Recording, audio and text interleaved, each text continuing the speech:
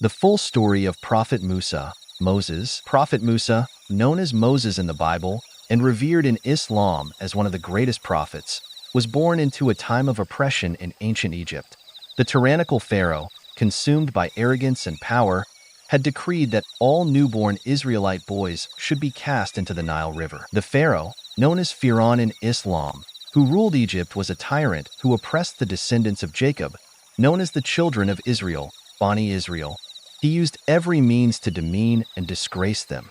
They were kept in bondage and forced to work for him for small wages or nothing. Under this system, the people obeyed and worshipped the Pharaoh, and the ruling class carried out his orders, thereby authorizing his tyranny and crazy whims. The Pharaoh wanted the people to obey him only and to believe in the gods of his invention. Perhaps, during that time, there were many classes of people who did not believe in or practice polytheism. However, they kept this to themselves and outwardly did as they were expected to do, without revolting or revealing themselves to anyone. Thus, successive dynasties came to Egypt and assumed that they were gods or their representatives or spokesmen. Years passed, and a despotic king, who was adored by the Egyptians, ruled Egypt. This king saw the children of Israel multiplying and prospering. He heard them talking about a vague vision that one of Israel's sons would dethrone the Pharaoh of Egypt. Perhaps this vision was only a daydream that persisted within the hearts of the persecuted minority, or perhaps it was a prophecy from their books. Another tradition states that it was Pharaoh himself who had the vision. Ibn Abbas narrated, Pharaoh saw in his vision a fire which came from Jerusalem and burned the houses of the Egyptians and all Copts, and did not do harm to the children of Israel. When he woke up, he was horrified. He then gathered his priests and magicians and asked them about this vision. They said, "This means a boy will be born of them, and the Egyptian people will perish at his hands."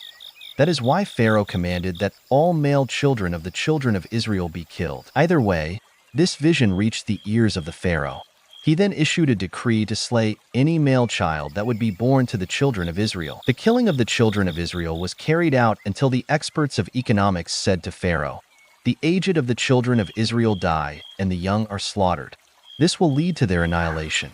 As a result, Pharaoh will lose the manpower of those who work for him, those whom he enslaves, and their women whom he exploits. It is better to regulate this procedure by initiating the following policy. Males should be slaughtered in 1 year and spared to live the next year." Pharaoh found that solution to be safer economically. Moses' mother was pregnant with Aaron in a year that boys were to be spared. Thus she gave birth to the child publicly and safely. During a year in which boys were to be slain, she gave birth to Moses. Thus his birth caused her much terror. She was afraid he would be slain, so she nursed him secretly. Allah the Almighty revealed, "These are verses of the manifest book that makes clear truth from falsehood, good from evil, etc. We recite to you some of the news of Moses and Pharaoh in truth, for a people who believe, those who believe in this Quran, and in the oneness of Allah. Verily, Pharaoh exalted himself in the land and made its people sects, weakening, oppressing, a group, i.e. children of Israel, among them, killing their sons and letting their females live. Verily, he was of the mufsideen, i.e., those who commit great sins and crimes, oppressors, tyrants, etc. And we wish to do a favor to those who were weak and oppressed in the land, and to make them rulers and to make them the inheritors, and to establish them in the land. And we let Pharaoh and Haman and their hosts receive from them that which they feared. And we inspired the mother of Moses, saying, "Suckle him, Moses. But when you fear for him, then cast him into the river and fear not, nor grieve. Verily, we shall bring him back to you, and shall make him one of our messengers." Surah 28, 2-7. No sooner had the divine revelation finished than she obeyed the sacred and merciful call. She was commanded to make a basket for Moses. She nursed him, put him into the basket, then went to the shore of the Nile and threw it into the water. Her mother's heart, the most merciful one in the world, grieved as she threw her son into the Nile. However, she was aware that Allah was much more merciful to Moses than to her, that he loved him more than her. Allah was his Lord and the Lord of the Nile. Hardly had the basket touched the water of the Nile than Allah issued his command to the waves to be calm and gentle while carrying the child would one day be a prophet. She instructed her daughter to follow the course of the basket and to report back to her. As the daughter followed the floating basket along the river bank, she found herself right in the palace grounds and saw what was unfolding before her eyes. To protect her newborn son, Musa's mother placed him in a watertight basket and entrusted him to the river's current. The basket came to rest at the river bank which skirted the king's palace. The palace servants found the basket with the baby and took it to the Pharaoh and his queen. By divine providence, the basket drifted towards Pharaoh's palace, where it was discovered by the Pharaoh's wife, Asiya. Moved by compassion, she adopted the child as her own. When the queen beheld the lovely infant, Allah instilled in her a strong love for this baby. Pharaoh's wife was very different from Pharaoh. He was a disbeliever. She was a believer. He was cruel. She was merciful. He was a tyrant. She was delicate and good-hearted. She was sad because she was infertile and had hoped to have a son. Hardly had she held the baby than she kissed him. Pharaoh was much amazed when he saw his wife hugging this baby to her breast. He was much astonished because his wife was weeping with joy, something he had never seen her do before. She requested her husband, "Let me keep the baby and let him be a son to us." Almighty Allah said. Then the household of Pharaoh picked him up, that he might become for them an enemy and a cause of grief. Verily, Pharaoh, Haman, and their hosts were sinners. And the wife of Pharaoh said, "A comfort of the eye for me and for you. Kill him not, perhaps he may be of benefit to us, or we may adopt him as a son." And they perceived not the result of that. Surah 28:9. The queen summoned a few wet nurses to suckle the baby Moses, but he would not take any of their breasts. The queen was distressed and sent for more wet nurses. Moses' sister was also worried, as her baby brother was without milk for a long time. Seeing the queen's anxiety, she blurted that she knew just the mother who would suckle the child affectionately. They asked her why she was following the floating basket. She said she did so out of curiosity.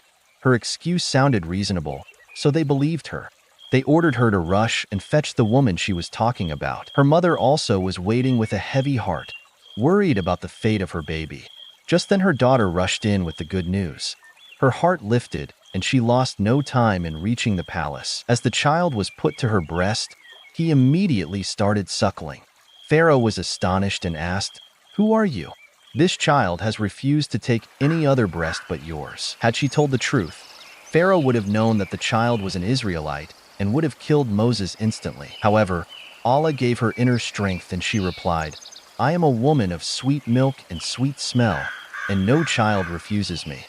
This answer satisfied Pharaoh. From that day onward, she was appointed as Moses' wet nurse. She continued to breastfeed him for a long time. When he was bigger and was weaned, she was allowed the privilege of visiting him. Moses was raised in the palace as a prince. Allah the Almighty narrated, "And the heart of the mother of Moses became empty from every thought, except the thought of Moses. She was very near to disclose his case, i.e. the child is her son, had we not strengthened her heart with faith, so that she might remain as one of the believers." And she said to his, Moses' sister, "Follow him."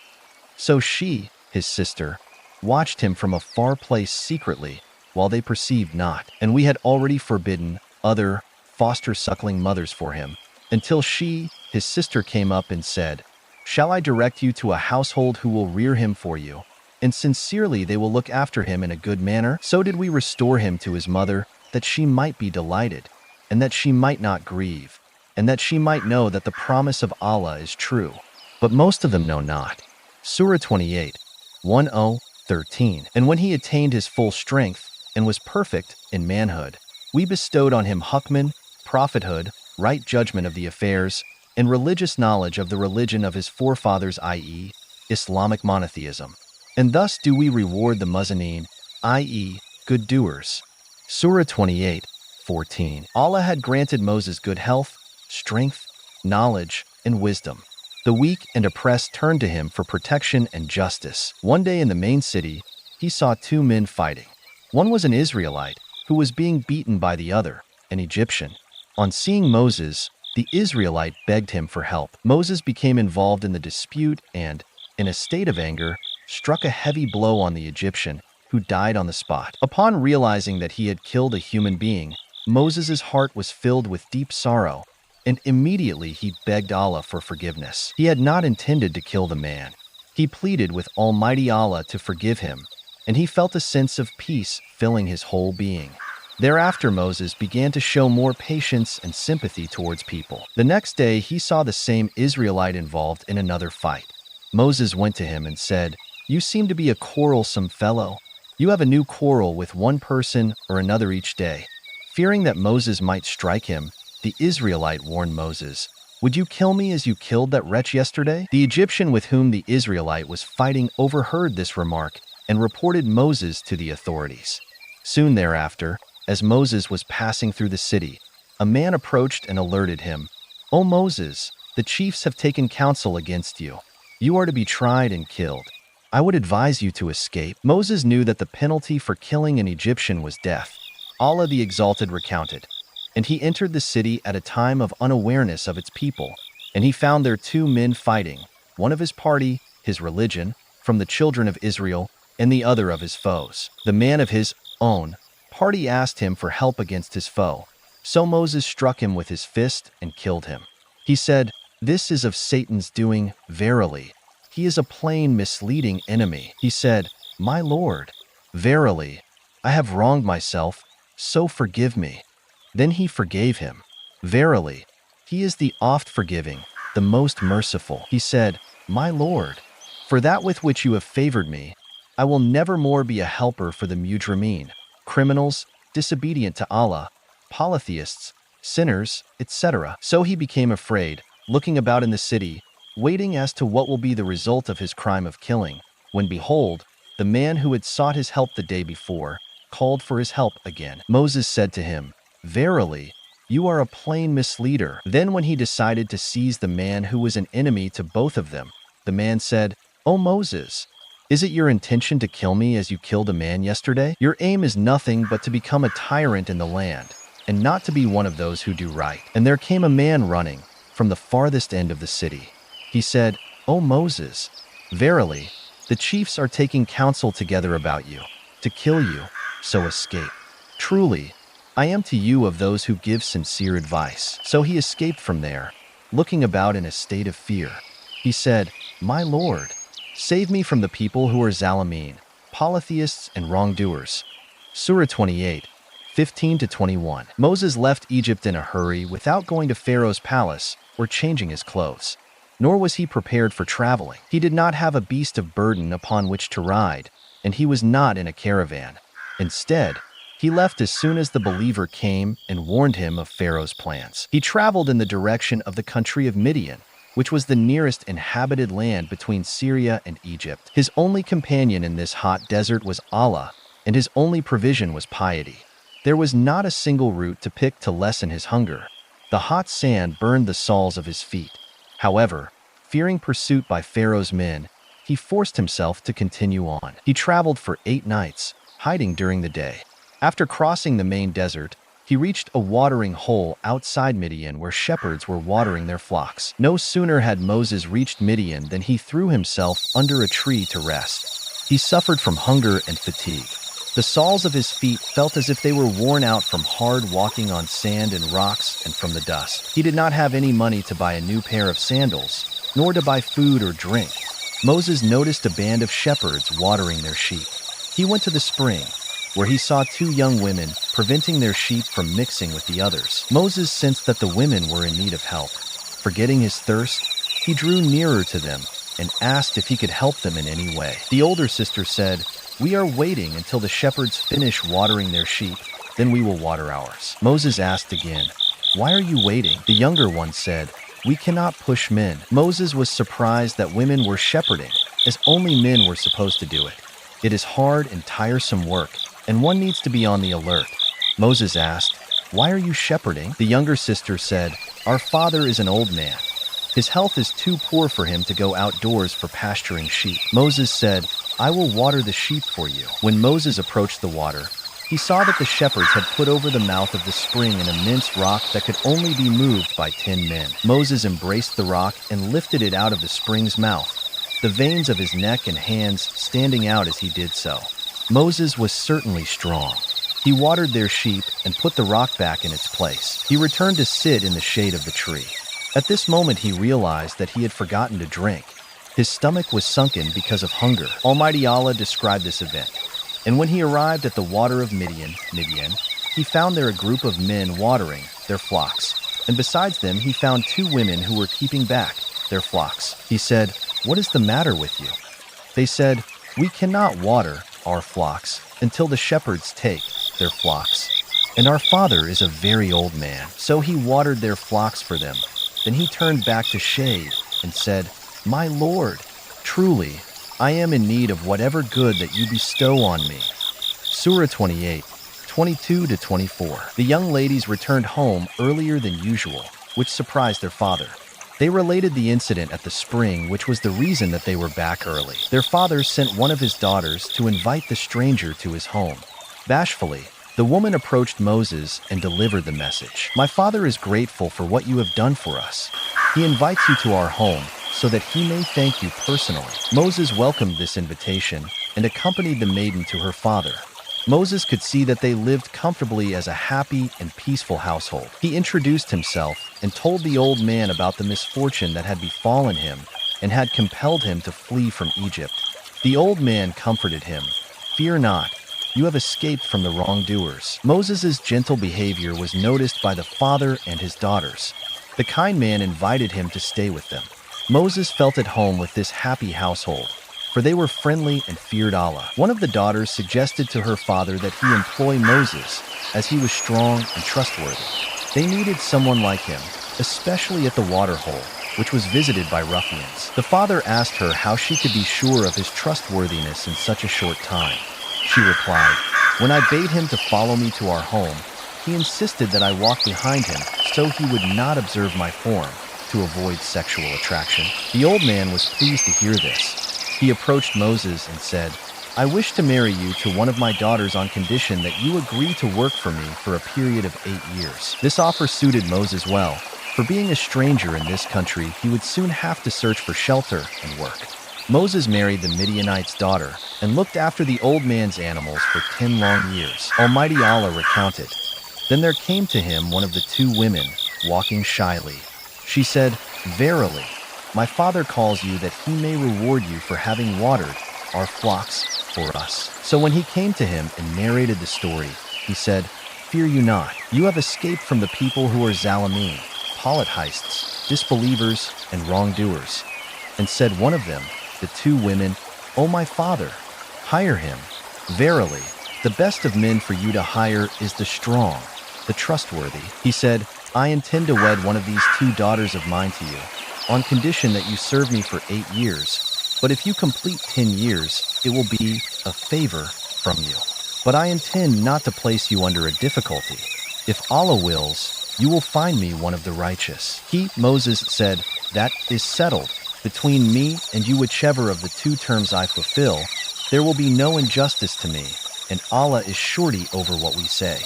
Surah 28, 25-28. Time passed, and he lived in seclusion far from his family and his people. This period of 10 years was of importance in his life. It was a period of major preparation. Certainly Moses' mind was absorbed in the stars every night. He followed the sunrise and the sunset every day.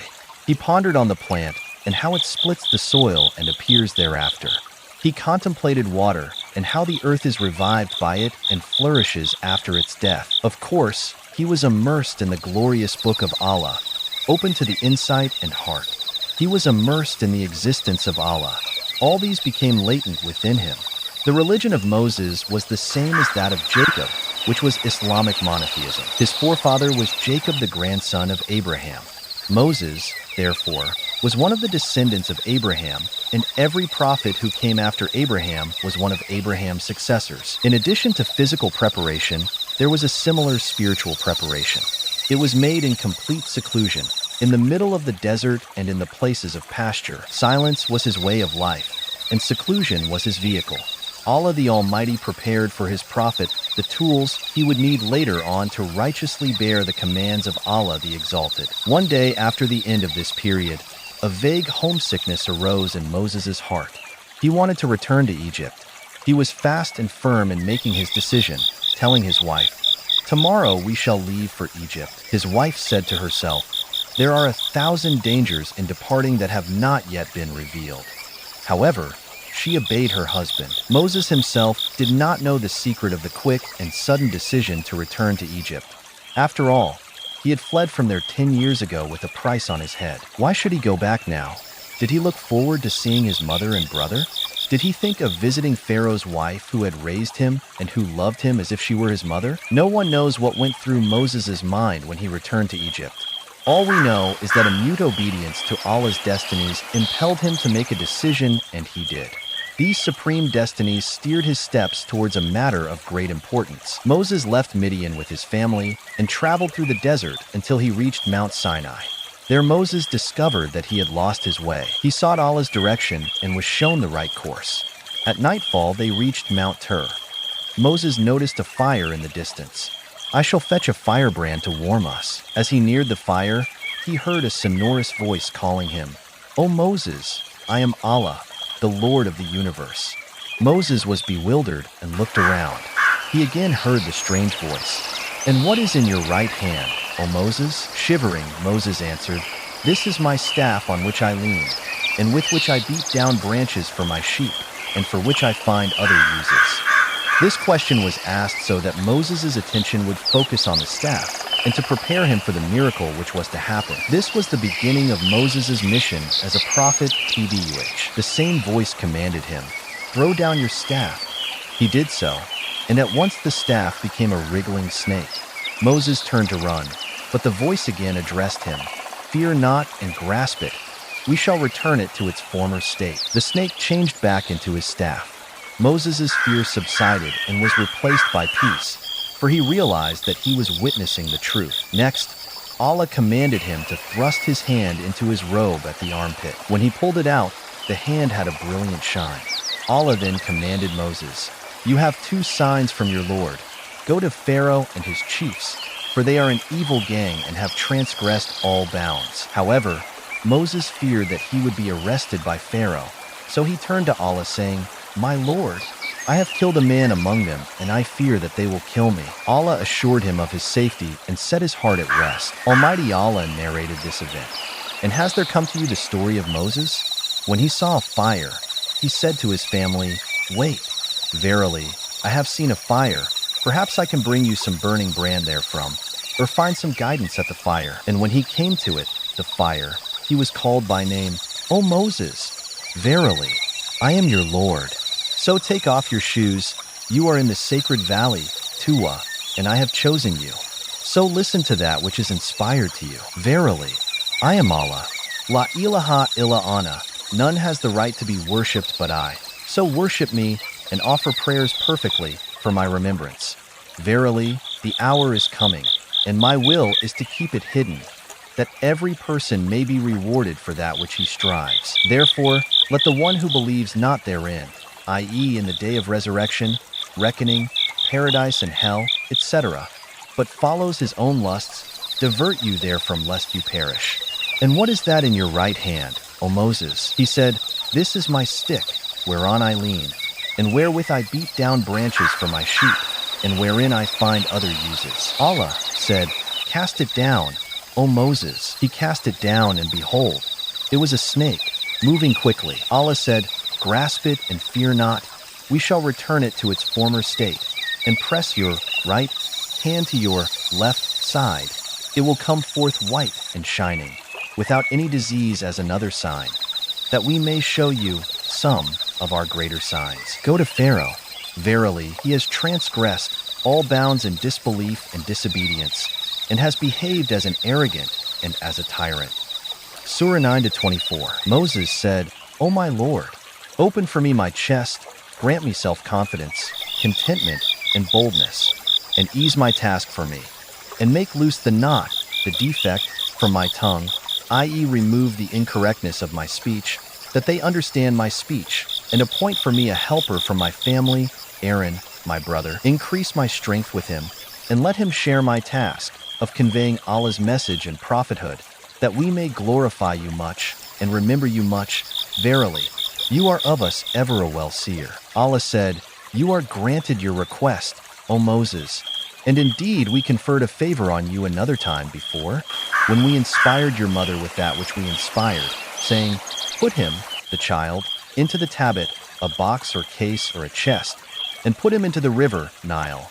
Then the river shall cast it up on the bank, and there an enemy of mine and an enemy of his shall take him. And I endued you with love for me, in order that you may be brought up under my eye. When your sister went and said, shall I show you one who will nurse him?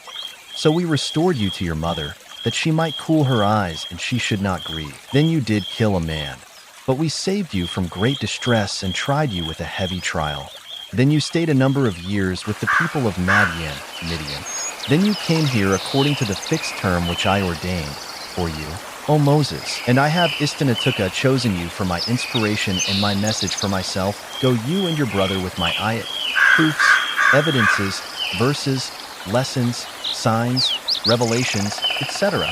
And do not, you both, slacken and become weak in my remembrance. Go, both of you, to Pharaoh. Verily, he has transgressed all bounds in disbelief and disobedience, and behaved as an arrogant and as a tyrant. And speak to him mildly, perhaps he may accept admonition or fear Allah. They said, our Lord, verily, we fear lest he should hasten to punish us, or lest he should transgress all bounds against us. Allah said, fear not, verily, I am with you both, hearing and seeing. So go you both to him and say, verily, we are messengers of your Lord.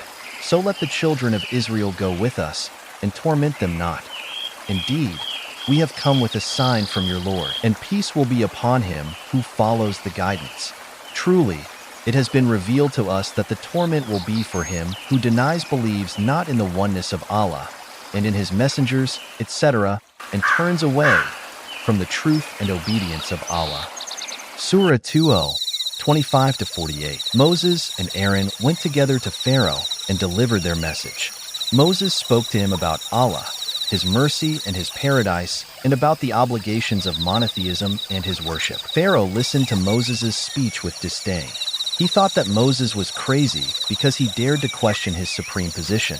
Then he raised his hand and asked, what do you want? Moses answered, I want you to send the children of Israel with us. Pharaoh asked, why should I send them, as they are my slaves? Moses replied, they are the slaves of Allah, Lord of the worlds. Pharaoh then inquired sarcastically if his name was Moses.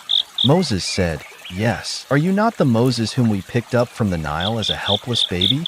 Are you not the Moses whom we reared in this palace, who ate and drank from our provisions, and whom our wealth showered with charity? Are you not the Moses who is a fugitive, the killer of an Egyptian man, if my memory does not betray me? It is said that killing is an act of disbelief. Therefore, you were a disbeliever when you killed.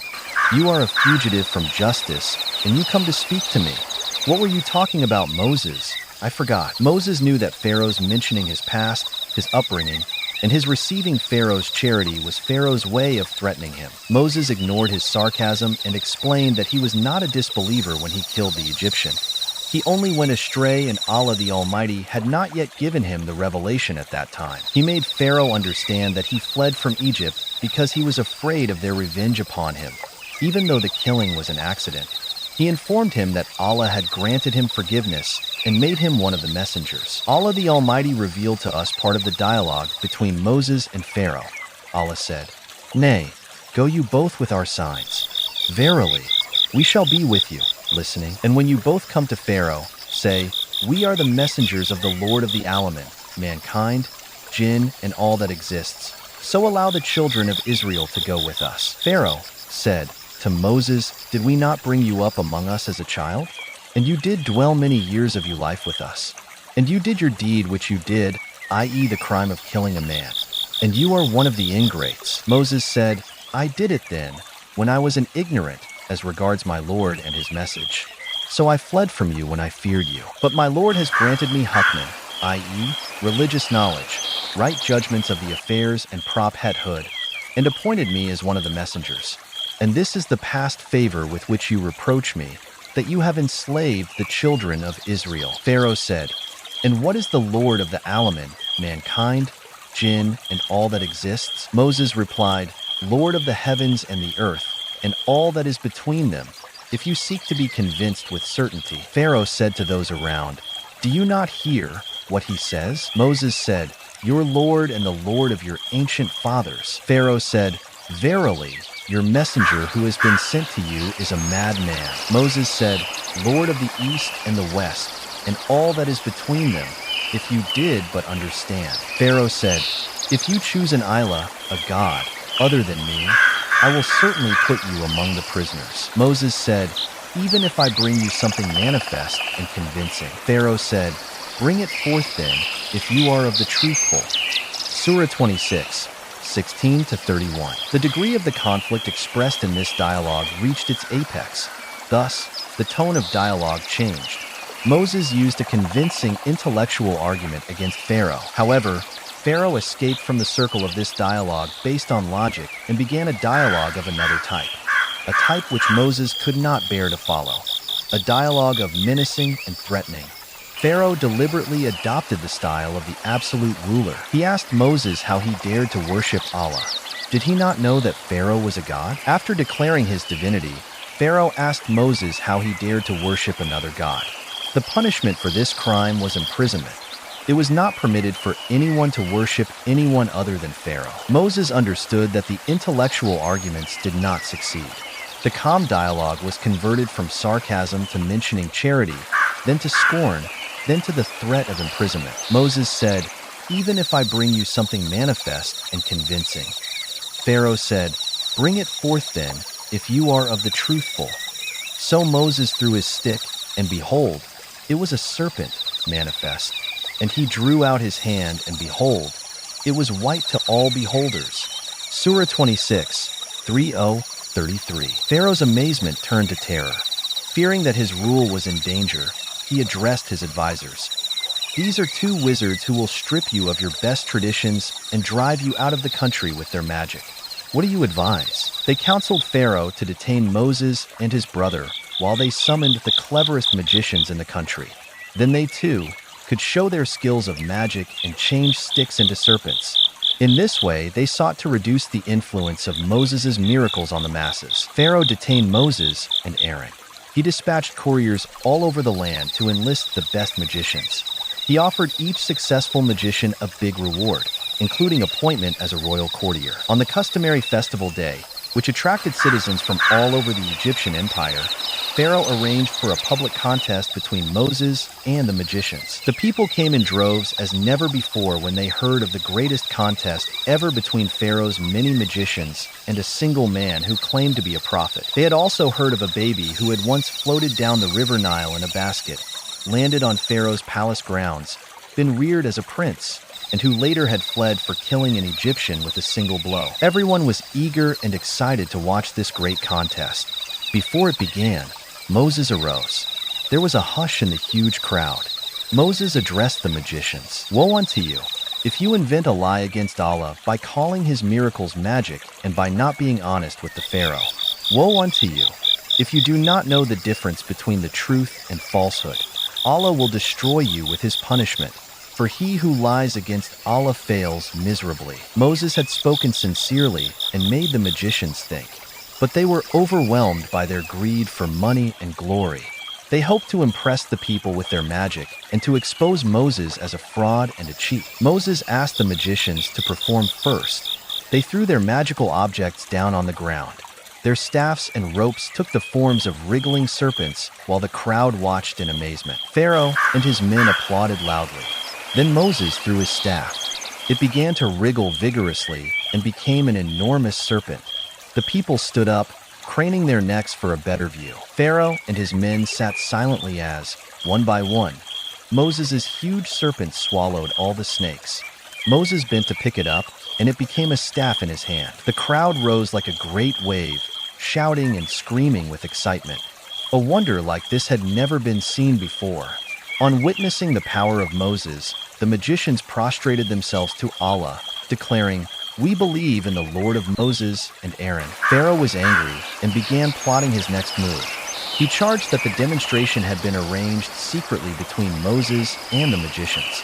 He demanded that the magicians confess to their scheme, threatening them with death. They refused to denounce Allah and stuck to the sincerity of their belief.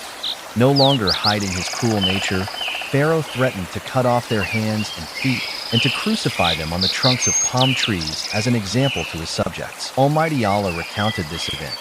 He, Pharaoh, said, "Have you come to drive us out of our land with your magic, O Moses? Then verily, we can produce magic the like thereof. So appoint a meeting between us and you, which neither we nor you shall fail to keep, in an open wide place where both shall have a just and equal chance, and beholders could witness the competition." Moses said, "Your appointed meeting is the day of the festival, and let the people assemble when the sun has risen, forenoon." So Pharaoh withdrew, devised his plot, and then came back. Moses said to them, "Woe unto you! Invent not a lie against Allah, lest he should destroy you completely by a torment. And surely, he who invents a lie against Allah will fail miserably." Then they debated with one another what they must do, and they kept their talk secret. They said, "Verily, these are two magicians. Their object is to drive you out from your land with magic and overcome your chiefs and nobles. So devise your plot and then assemble in line. And whoever overcomes this day will be indeed successful." They said, "O Moses, either you throw first, or we be the first to throw." Moses said, "Nay, throw you first."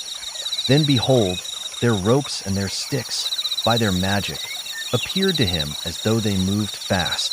So Moses conceived a fear in himself. We Allah said, "Fear not. Surely you will have the upper hand. And throw that which is in your right hand.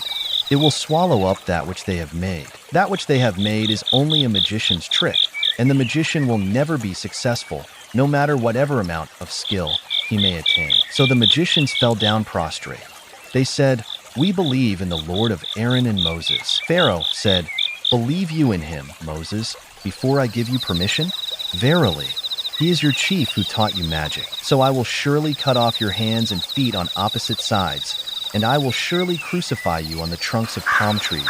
And you shall surely know which of us I, Pharaoh, or the Lord of Moses, Allah, can give the severe and more lasting torment." They said, "We prefer you not over the clear signs that have come to us, and to him, Allah, who created us. So decree regarding this life of the world.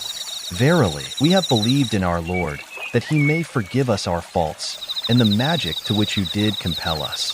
And Allah is better as regards reward in comparison to your, Pharaoh's, reward, and more lasting, as regards punishment in comparison to your punishment." Surah 20, 58-73. Verily, whoever comes to his Lord as a mujrim, criminal, polytheist, disbeliever in the oneness of Allah and his messengers, sinner, etc., then surely, for him is hell, therein he will neither die nor live. But whoever comes to him, Allah, as a believer, in the oneness of Allah, etc., and has done righteous good deeds, for such are the high ranks, in the hereafter, everlasting gardens, in paradise, under which rivers flow, wherein they will abide forever. Such is the reward of those who purify themselves by abstaining from all kinds of sins and evil deeds which Allah has forbidden, and by doing all that which Allah has ordained. Surah 20, 74-76. The magicians represented the elite of the Egyptian society. They were its scholars. They prostrated before righteousness, but the people abandoned them and left them to their fate. The path of righteousness was plain, but in spite of this, the people did nothing but stand by and watch. If every one of the Egyptians had stooped to pick up a piece of brick and had thrown it at Pharaoh, he would have fallen dead and the history of Egypt would have been changed. This obviously did not happen. None of the people moved. Each one stood motionless in his place. The people did nothing but watch, and they paid the price for this inactivity. They were drowned later as the price for their cowardice of one day. Moses and Aaron left, and Pharaoh returned to his palace. Pharaoh was completely stupefied when he faced the two miracles. When Moses went out of his presence, his emotions changed from amazement and fear to violent rage. He quarreled with his ministers and men, reviled them bitterly for no reason, and commanded them to get out of his presence. When he was left alone, he tried to think more calmly. He drank several cups of wine, but his anger did not abate. Then he summoned all the ministers, leaders, and responsible men for a serious meeting. Pharaoh entered the meeting with a rigid face. It was obvious that he would never surrender easily. He had established a kingdom on the basis of his being a god worshipped by the Egyptian people. Now Moses came to destroy what he had built. Moses said that there was no Lord other than Allah in existence. This meant that Pharaoh was a liar. Pharaoh opened the session by throwing a sudden question at Haman. "Am I a liar, O Haman?" Haman fell to his knees in amazement and asked, "Who dared to accuse Pharaoh of lying?" Pharaoh said, "Has he, Moses, not said that there is a Lord in the heaven?" Haman answered, "Moses is lying." Turning his face to the other side, Pharaoh asserted impatiently, "I know he is a liar." Then he looked towards Haman and cried, "O Haman, build me a tower that I may arrive at the ways of the heavens, and I may look upon the Ilah, God, of Moses, but verily, I think him to be a liar." Thus it was made fair seeming in Pharaoh's eyes the evil of his deeds, and he was hindered from the right path. And the plot of Pharaoh led to nothing but loss and destruction for him. Surah 40, 36-37. However, he ignored the rules of engineering. In spite of this, Haman assented hypocritically, knowing that it was impossible to erect such a tower. He said that he would issue a command to build it immediately. "However, Your Majesty, let me object to Pharaoh for the first time. You will never find anyone in the heavens. There is no God but you." Pharaoh listened to a settled fact. Then he declared in the famous meeting his historic line, "O chiefs, I know not that you have an Ilah, a god, other than me." Surah 28, 38. The story continues in part 2.